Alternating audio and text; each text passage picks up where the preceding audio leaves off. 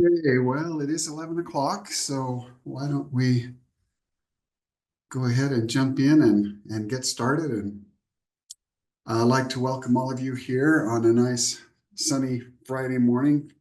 Thank you for taking some time out of your busy schedules to be here. Now,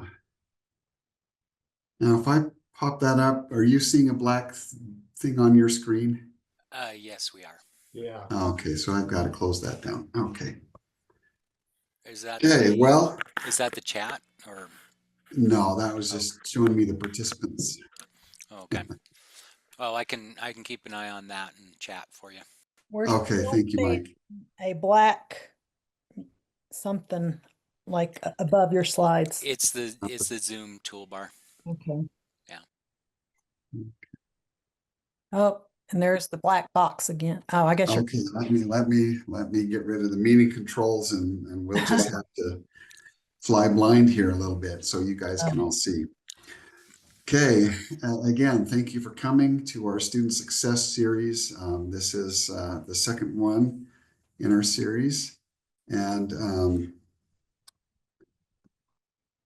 we will be talking about integrating the aims and talking about 3 ideas of individuality, community, and stewardship.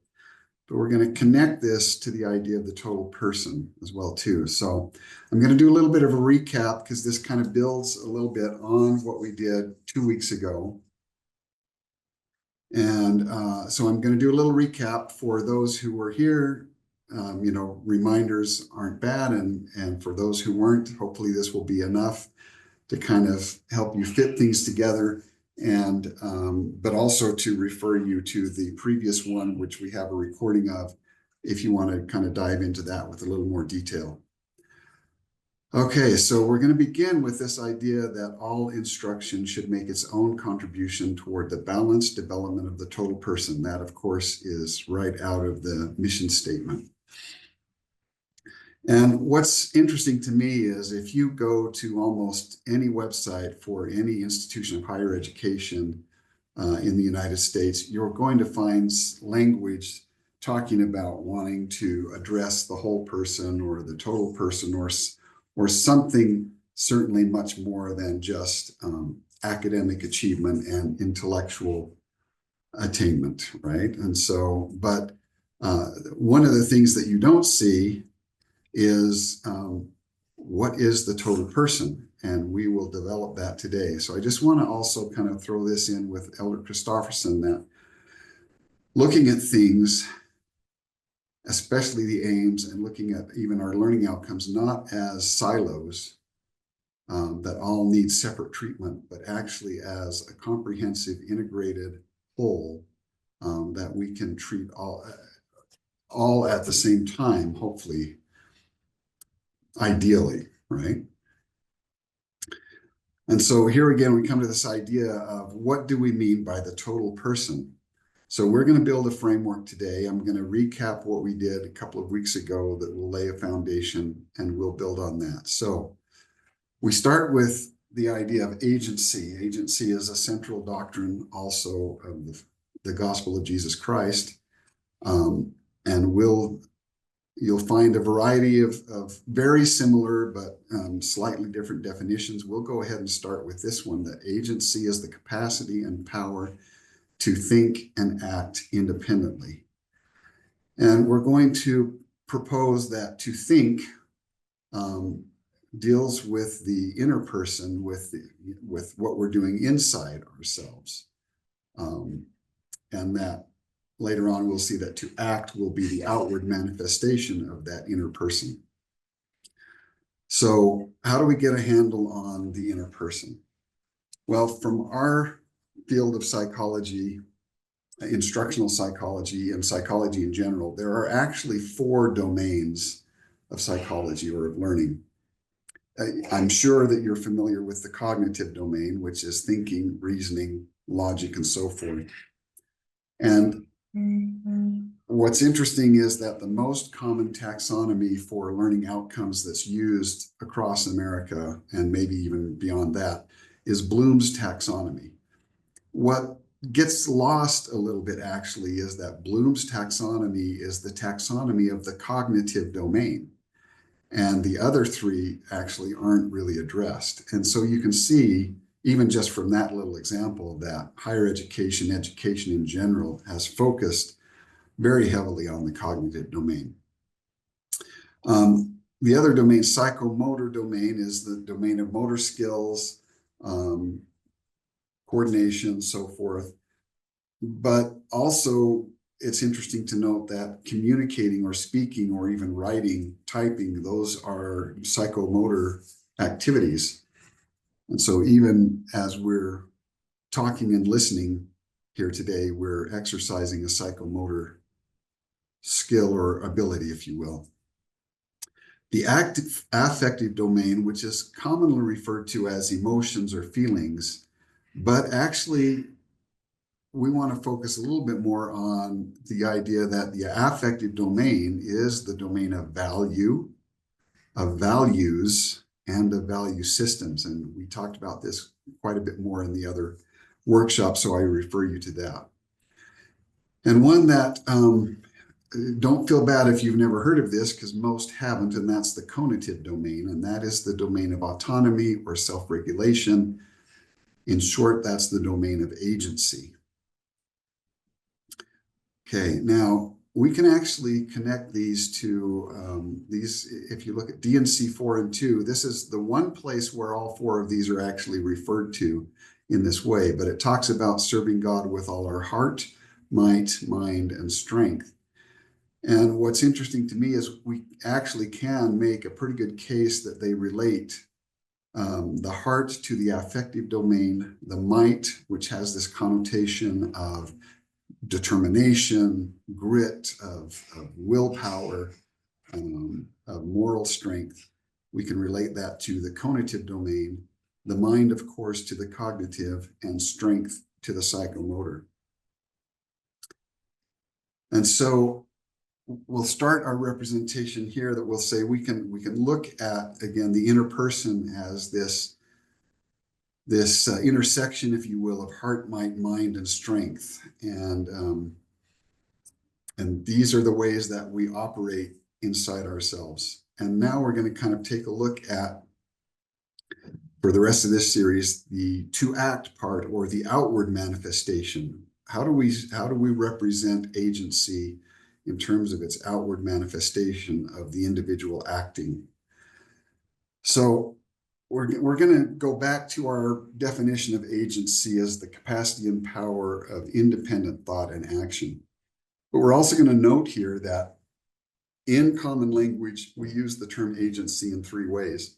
We tend to use them kind of in silos again, right? And not thinking maybe that perhaps these three ways of looking or using the term agency actually also connect back to our own personal agency as well too. So let's take a look at what those are. So the first one, of course, is that we think of agency in terms of the individual, that the individual has the capacity and power to think and act independently. And so that certainly would be something we would resonate with. There's another definition of agency, is that a group or an organization acting as a body to pursue common purposes. So what we see is that agents get together. They combine their agency together in order to collectively pursue common goals. And in this sense, then, the group becomes an agent, a corporate agent, if you will, and so they're acting as if they were a body, working together, and pooling their common agency, if you will. And this really actually does come from this idea, from the same idea of agency, the capacity and power to think and act independently as a body. So as groups that we form, we're still acting as this collective agent. Okay, so another definition of agency is the state of being authorized or empowered to act in or on behalf of another. And so this constitutes a relationship or one of the ways that this is manifest actually is in a relationship between a principal, who is the party who authorizes, and the agent, who is the party who is authorized to act in or on behalf of the principal. And one of the things that, let me go back real quick. One of the things in the English language really fast is that agent and steward are actually synonyms with slightly different connotations. The steward is the person who is authorized to act in behalf of the principal as well too. And so what you'll see is, just for sake of clarity, we're going to refer to this concept or this part of agency as stewardship. So we get a little farther down. So really quick, the principal authorizes the agent to act in their behalf. The agent accepts that obligation to act in the interests of the principal and not their own self-interest. So as an agent now, they are supposed to use their time, talent, abilities, resources, and whatever to do what is in the interest of the principal. Now, that authority can be express or implied. So express would be terms of contract. The Constitution of the United States actually represents a principal-agent relationship with the people being the principal and the government of the United States being the agent of the people. Or the authority can be implied, so it's just something that comes with the job. And good example of that is parents are agents for their children until they can act for themselves. In a lot of ways, you are agents for your disciplines, even though you may not have been formally given a contract or given something like that. There's a lot of implied agency that you have on behalf of your disciplines. You are an agent of the University of BYU, and there's a lot of your agency that is implied, and it is not expressly spelled out in your contract, for example. Okay. So that third dimension of agency then, the capacity, so here we have the same idea, because stewardship comes back to the same original meaning, that it's the capacity and power to think and act independently in or on behalf of another person or entity. So if you just stop and think about it for a few seconds, right? You think certainly we have our individuality. We are actually never completely isolated. We're born into a family, if nothing else. And so I think it's actually instructive that the church, in the proclamation of the family and other, general conference talks and so on before then, point out that the fundamental unit of society is the family. So it's actually that group setting as kind of the minimal group upon which the rest of society can build. And so we see that then we are part of groups, and as part of groups, we have roles and responsibilities that come with being a member of that group. And yet at the same time, we have some agency inside the group, and we have that collective agency as we're pursuing that common purpose as a group. And then stop and think again too, that we all have multiple stewardships. In fact, as soon as you enter into relationship with any other individual, there is an implied covenant there, an implied stewardship one toward the other. And so we never really are just individuals. We are always in community, and we always have roles, responsibilities, and obligations to ourselves and to others.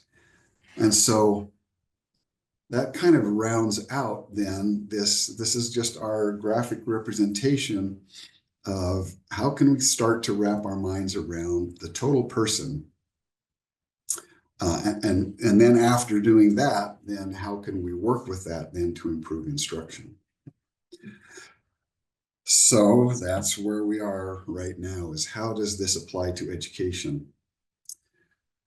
So let me just mention that education already, as you might, as we've seen, focuses on the individual primarily. You think about your own experience in education, and it's primarily about what you can do. It's primarily about your own work.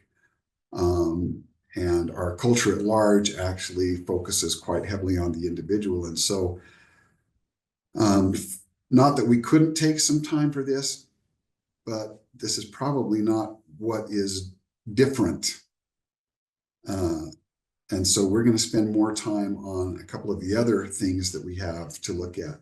So what we're going to do now is kind of talk about building a covenant community in the classroom. And actually, I'm going to have you do some exercises, and we are going to then discuss those as a group. But let me, as we talk about building a covenant community, let me bring something into this conversation. So here you see two perspectives of value. If you were here a couple of weeks ago, you saw this, and so repetition is going to be good as well again here, right? But intrinsic value, an end in itself, and instrumental value, a means to an end. And the reason these pictures of the national parks are here is that you can look at this in both senses. Here are these wonderful national parks, and they have instrumental value. We could go in and we could use the resources that are there. It would improve our economy. It would give us jobs. It would provide resources and so forth, and we could use them instrumentally. However, as a nation, what we've said is the intrinsic value of these national parks in and of themselves, just as they are, is so high that we're going to set them apart and preserve them for future generations. Now, it's not that either one of these is good or bad. Intrinsic value, instrumental value, they're neither good nor bad. But when we bring this into the realm of human beings, what's interesting is that human beings want both. They want to be valued intrinsically just as the person that they are, just as from the mere fact that they are a person and their own individual, and you could say a child of God. But nobody wants to be a doll that's put on a shelf just to be admired and be told how wonderful they are. That's nice, but that's not enough. So it's also true that we like to be instrumentally capable. We like to be able to do things, to create things. More than that, we like to be able to contribute to the groups that we belong to and feel like we are valued by those groups for what we can do, as well as for who we are. And so it's not an either or proposition in this case. It was interesting. This was from the Office of Belonging, and I don't have access to their sources, but I was in the conversation, and so I'm passing on anecdotal evidence. But in their interviews with students, as they were talking about belonging, one of the things they found was that students, it wasn't so much a matter of being accepted. Students felt accepted by their peers in the classroom. What they said, if anything was lacking, what was lacking was the feeling of being able to contribute and being allowed to contribute, to have that instrumental side of things as well, too. So with that idea in mind, we're going to do a little thought experiment here. I'm going to have you ponder, write, type, whatever it is that you can do in whatever circumstances you are in, and think about this question for 3 minutes. What can you do inside or outside the classroom to give students the opportunity to contribute to something meaningful? And I will begin the timer for 3 minutes and begin.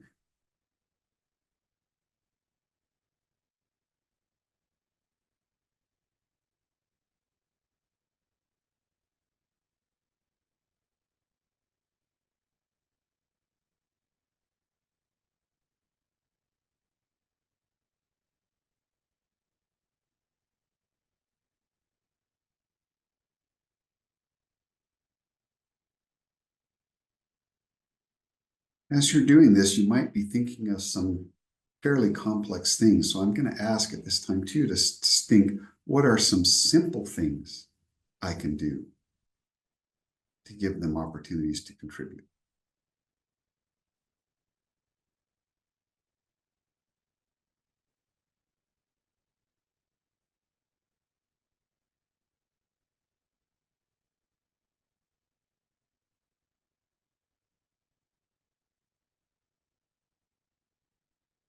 Okay, so let's come back and now let's have a little open discussion here. So feel free to open your mic if you can, or put in the chat, or raise your hand, and let's discuss what are some things you could do inside or outside the classroom to give students the opportunity to contribute something meaningful.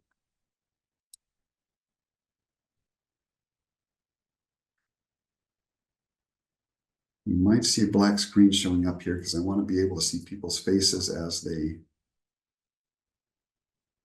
contribute.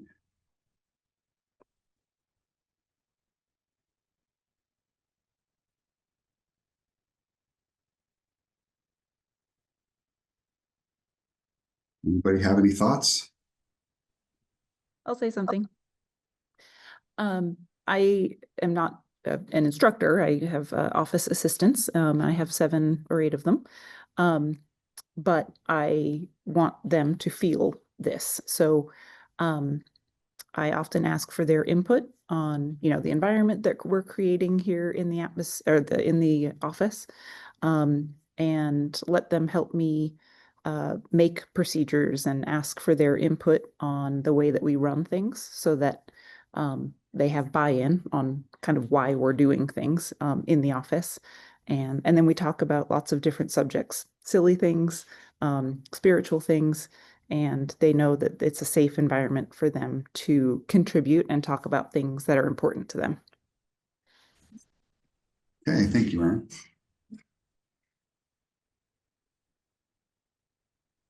I think also in the classroom, especially if you have a big class, being able to break the class into smaller groups, and especially groups that meet regularly, so they get to know each other and trust each other, uh, to have meaningful discussions. The important thing is to have really meaningful questions about how to relate the material to their own lives, to the real world, and to spiritual issues. And so having good questions, and then having these small groups where everyone has a chance to be able to talk, and make these connections between what we're learning and the real world, their own lives, and spiritual issues.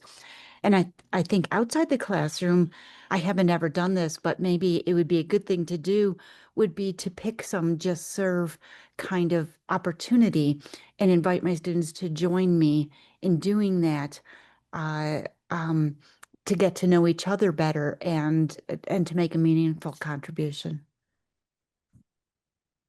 Okay, thank you.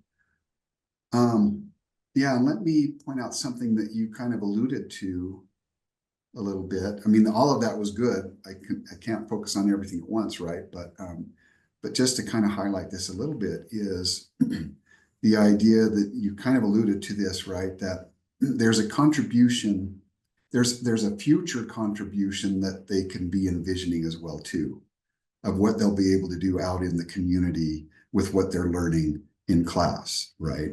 And so if we can connect what we're teaching them to that future contribution as well, right? While also building in how whatever kind of immediate contributions we can make. I want to kind of throw this out because you mentioned this too, but what about the possibility of study groups? Be a very simple thing to do, right? Almost no work for the instructor. And yet if you put together study groups and this is one where I would say it would be nice if the teacher would form the study groups, because some people have a hard time inserting themselves into a study group, right? And so that would be better. And then and frame those study groups actually as the goal of working together is for each of you to help everyone succeed in this class, right? And so this idea of then it's not a competition, obviously, and people can contribute the strengths that they have when they have them and help everyone around them, right? That idea too. So any other thoughts on that? Good time, Richard. I've got a thought that also builds on Diane's. I was thinking I had made a note about group projects as well, and one way to maybe help it be a little bit more meaningful is to provide roles that the students play.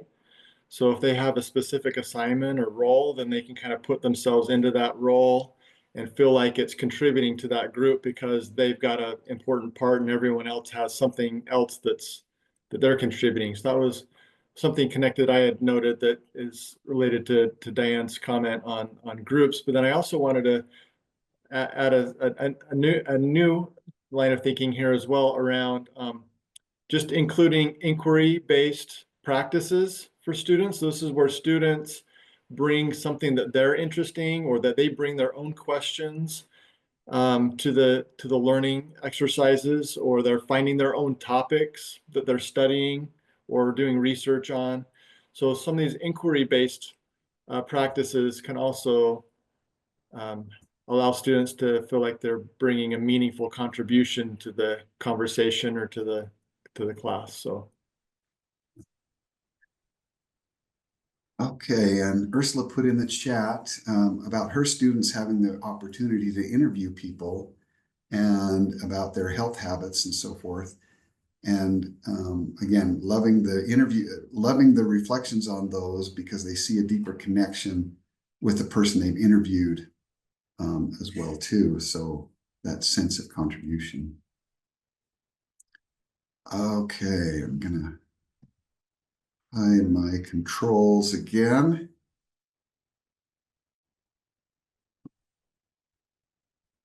Okay, now I'm going to give us another 3 minutes, and this is kind of connected in some ways to the contribution, but it's a little bit different as well too. So this idea from DNC 88-122, which is actually talking about instruction in the church.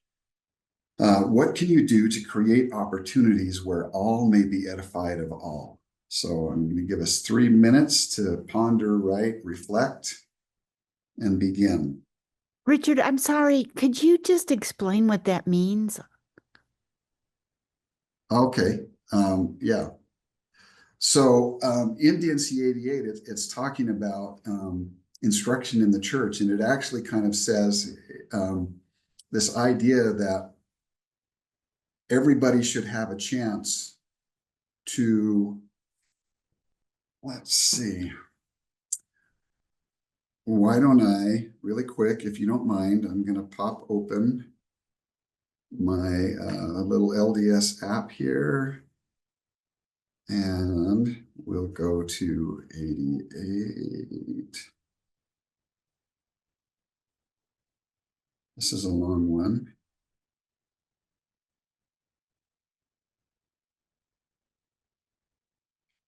A really long one. Here we go. 122. Appoint among yourselves a teacher, and let not all be spokesmen at once, but let one speak at a time, and let all listen unto his sayings, that when all have spoken, that all may be edified of all, and that every man may have an equal privilege. Now, that might not work 100% in the context of higher education, but that doesn't mean that there aren't ways that we can't incorporate it to some degree. Does that help, by the way? I think that was Diane. Yes, thank you. That was a big help. Thank you. Okay.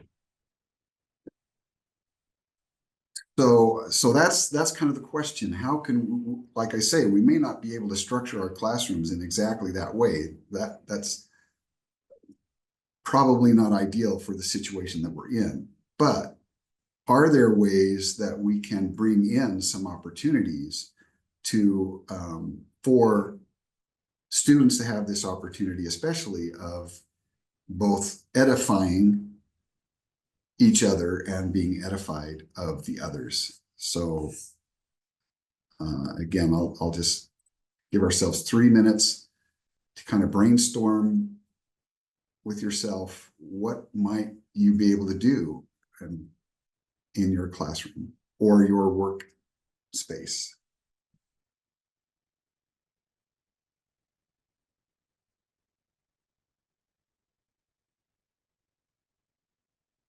Okay.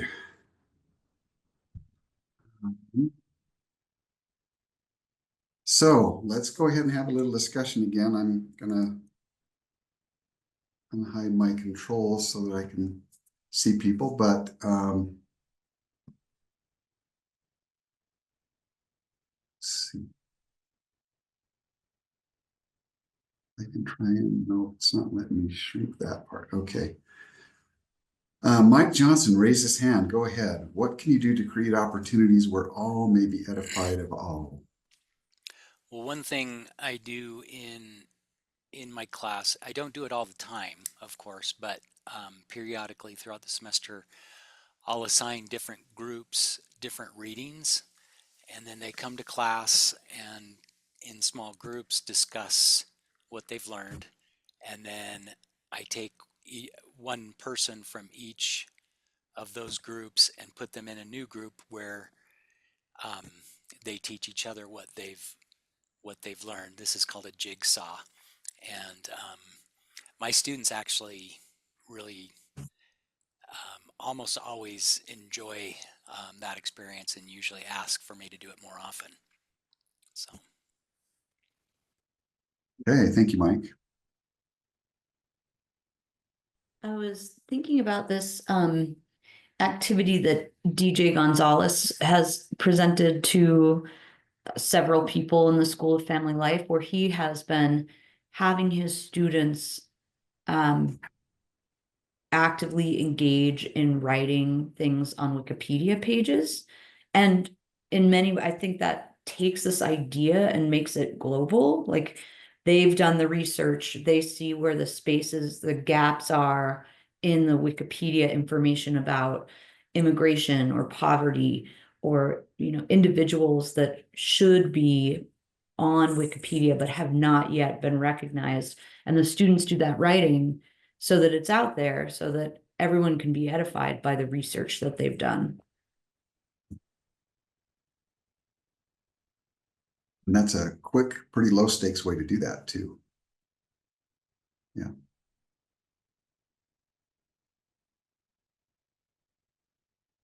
So Ursula comments, it's nice to have some rules of engagement. And I would say this is true for a class, but especially in an online classroom, especially when considering discussion posts. I want everyone to feel valued and part of the class, and for other students not to belittle others for their thoughts or reactions, right? And so this goes toward that idea of self-regulation as well too, you know, and again, the idea partly contained in that scripture is the idea of listening to others first, right? And then contributing what you have. And so here's an opportunity to kind of give students some explicit instruction in some ways, and then the opportunity to practice that idea of seeking to be edified by others and opening themselves up, even if grammar may not be the greatest or whatever, to be looking for what's meaningful, right? And maybe open to the learning opportunity, and then maybe being able to contribute something meaningful in return. Any other thoughts?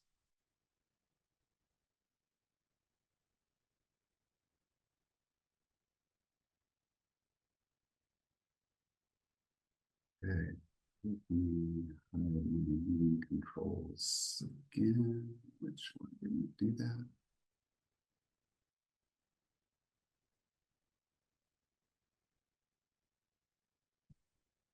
Okay. Okay, so now we're going to talk about embracing the personal accountability of stewardship. So as a steward, so one of the ideas, right, as soon as you enter into relationship, again, as I said, you have accountability for your thoughts and actions relative to the other person or people. And if all we're doing is thinking of ourselves as individuals, we may not recognize that accountability, and we may not recognize it in the positive ways that it helps us and protects us, as well as, the constraints that we may impose on ourselves and others. So I'm going to start this, and let's just go ahead and open this up to discussion. What would you say is the default or kind of the common attitude when students are looking at homework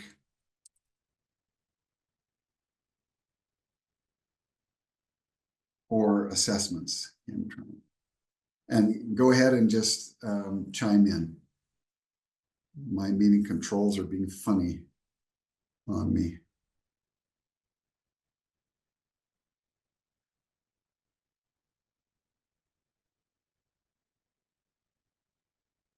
Well, I mean, I think a common response to assessment is fear, right? That they don't know if they're going to pass the test or how hard it's going to be, or if the faculty member will like what they have to say. So I think a lot of times student response to assessment is fear. Okay. And I think Julie was right with they don't know what they're going to be when they don't know what they're going to be assessed on. So even though you don't have to tell them the exact questions, if they know what's expected from them because they've practiced it a ton before they ever take a test or assess, then I think they're going to be happier, and you'll be happy too, I think.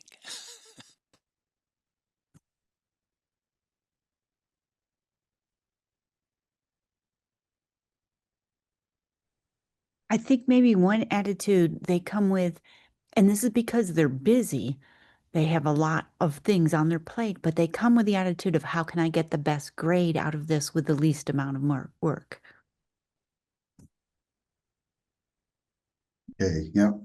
So there's a certain amount of fear of, am I going to be able to do this? Certain amount of, how do I just get thinking about the grade, right? Thinking about the grade instead of thinking about learning.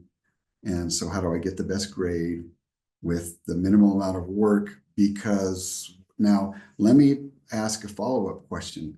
Why might they have that approach to trying to just minimize the work to get the best grade possible and kind of be done with it?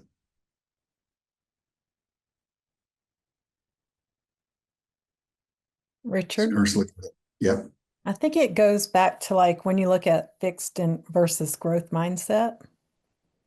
Because like a lot of times with the fixed mindset, students want to like think, oh, I want as little work done, but I want to get the hundreds because I think they've been praised throughout.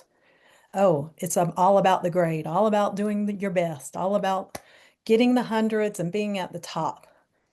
And I think with the growth mindset students, they don't, they want to be more open to the challenge, things like that. Okay, and I'll agree with that.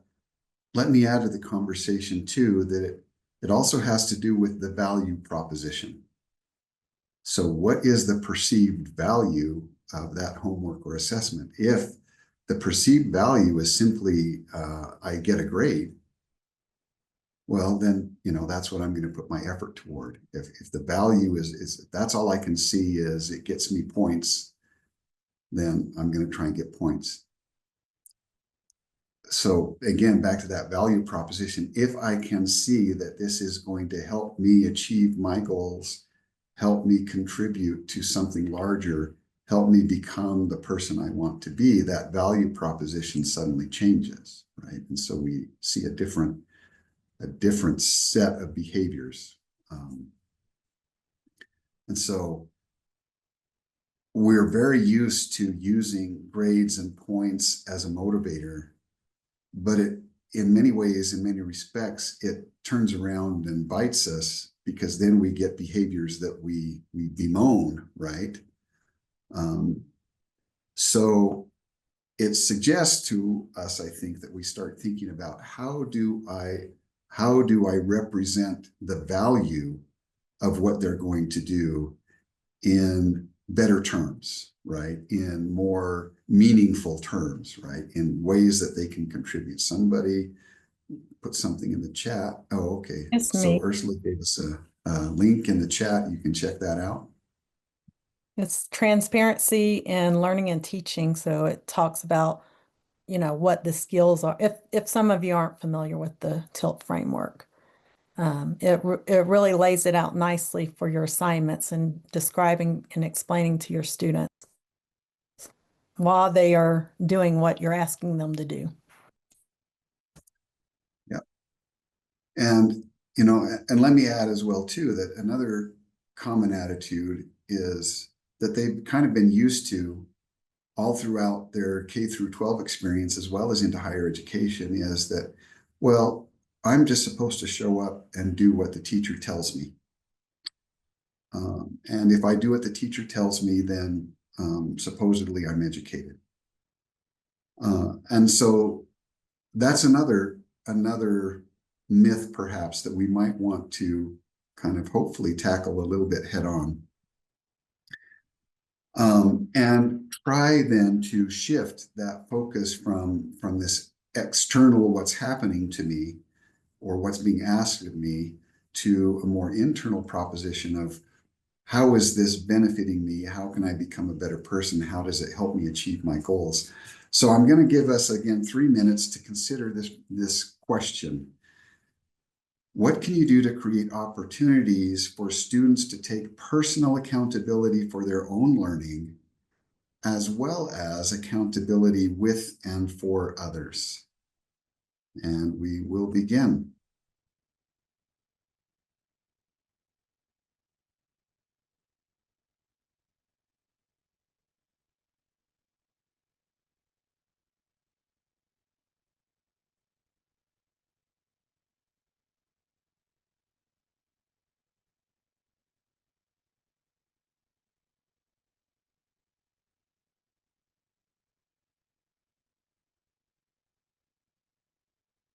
Okay, so coming back as a group. Let's see if I can make that a little better. Okay, so let's just talk for a minute. What were some of the things you came up with about creating opportunities for students to take personal accountability for their own learning, as well as accountability with others? And while I'm here, let me kind of make this connection, that if we are helping students take personal accountability for their own learning, that is a lifelong learning attribute, right? That contributes to lifelong learning as an outcome as well. And so, okay, let's see, we've got entry in the chat. Ursula, choices are nice to offer to students for accountability for self. Team projects would be useful to establish some collaboration with others. And yes, and if you're going to do team projects, as Mike would tell you, you need to teach them how to be a team as well too. And how to work together and work for the team as well too. Richard, I Care to think. elaborate? Oh, go ahead. Sorry, I was just going, with Ursula's comment and with your comment, I was thinking about this idea of positive interdependence. That's so often, the struggle with group work is that often it ends up maybe one person feeling like they're doing all the work.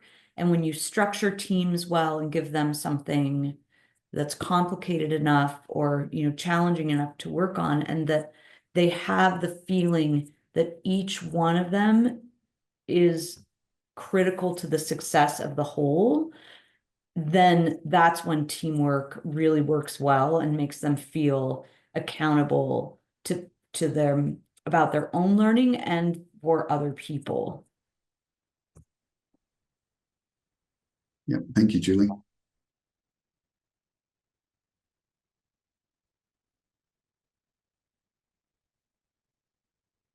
Any other thoughts?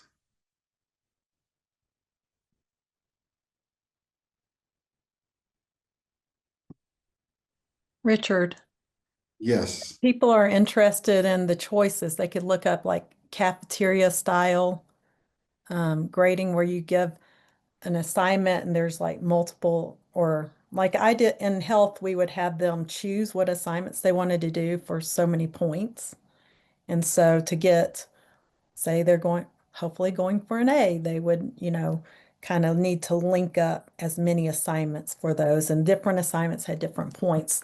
But a lot of my students would do beyond the points for an A, and they would just like be A++ because they kept on wanting to do more and more. So Yeah. Yeah, it's the interesting thing, actually, if you, and this takes time and it takes iteration, but if you get your course design that actually elicits some of these things, what you'll find is students will start driving you instead of you start having to motivate students all the time. I want to just, this idea, if I go walk up to a faculty member at BYU and I say, the typical thing would be say, what do you teach? And they would know exactly what to say to that. Oh, I teach chemistry, or I teach, whatever. If I were to walk up to them and say, who do you teach? Well, that's an odd question to ask. And they don't really have a ready answer for that. And part of that, again, is because we've been acculturated by education to think that we are teaching subjects and that the subject matter is what matters. But really, it actually is, that is the myth, right? That we've kind of bought into, I'm afraid. And we need to recognize that we are teaching people to become disciples of a discipline, right? Now, and note that discipline and disciple come from the same root, right? And that really, so even in this small scale of our own discipline inside the university, we are actually teaching them to become disciples. And we can then take that idea and here at BYU and broaden that out and to say, as you are learning to be a disciple in this discipline, you can also apply these same things to how you can be a disciple of Jesus Christ. So, the reality then is, as we've been illustrating, that if we are teaching people, then the task of teaching disciples is completely different than the task of teaching subjects. And it's not that the subject matter doesn't matter, it does, but it's the vehicle that we use for disciples, for budding disciples to practice on, right? And to use to acquire the discipline. That is the means that we use to acquire the discipline. So that's just kind of my closing little wrap up, I guess, or soapbox. And so now I'm just gonna, for the last couple of minutes here, open it up. Any questions, comments, thoughts you would like to share? I just want to say thank you for offering these. I'm finding them very enlightening and making a lot of notes that I hope to use in my classes in the future. So thank you for organizing these. Thank you. Okay, well, let's go ahead and wrap up. And thank you all for being here and taking time with us today. And we've got another follow-up plan. This one will be primarily on assessment, and I believe that's July 8th. Is that correct? Have I got that right? That is correct. And so it will offer that again at 11 and 1 o'clock on July 8th. And it will be about assessing. How do we assess when we're talking about all these things that don't seem to be so readily accessible, right? So thank you for being here, and we hope to see you on our Actually, next Richard, one. I think it's Oh. July 11th. July 11th. Oh, yes. Okay. Yes, that makes more sense. yeah, Thank you, I Mike. was trying to add 4 and 7. I'm like, that's not 8. I'm glad Mike called it. Yeah. Hey, yeah, thanks. I'm glad you caught it too, Mike. Okay. Okay, July 11th. Bye-bye. Thanks, Richard. Yep.